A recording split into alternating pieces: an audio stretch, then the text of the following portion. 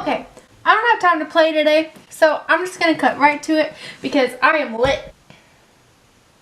How many of you would agree that it's hard to accept constructive criticism, or it's hard to accept advice sometimes? If you're anything like me, you struggled a lot with pride and feeling like there's nothing wrong with me.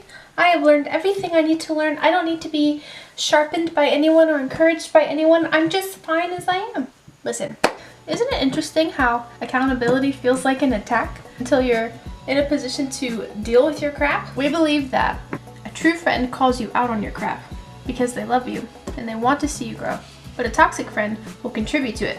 For example, I'm coming for you, younger generation, because it is ridiculous how many times I see people I love just like engaging in this bad behavior. Violence doesn't solve anything. If anything, it just creates more problems. And you wanna know why?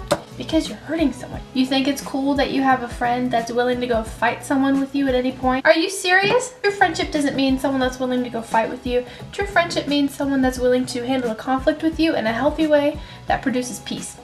I'm just poison contributing to poison instead of something that counteracts the poison.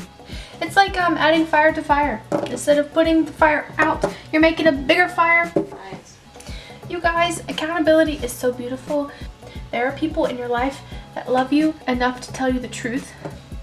Brooklyn is a great example of this. She's probably my best example of this of all time. She's like, I kindly ask you to knock it off.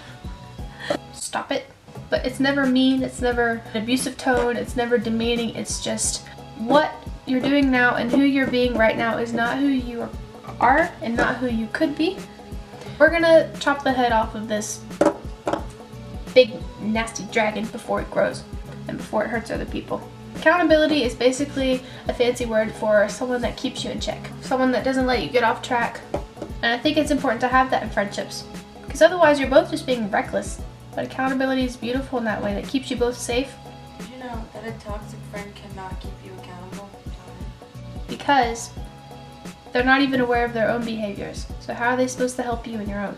I'm sure you're able to keep them accountable sometimes. In fact, you will be. It's equal in friendship. If done correctly, you actually won't feel attacked or abused. You might actually just feel more understood. If someone loves you that much to sit with you, bring to light things and behaviors and thoughts that you're dealing with that aren't you, that are bad for you, that are going to hurt you, and love you enough to take you into a better place.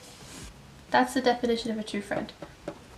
It's like Kavanaugh James when he's like, I don't have time for semantics today because I'm feeling angry. I love that. Okay. Interesting. But that is... But you're right though, Callie. Grasp. You know, we are progressive beings.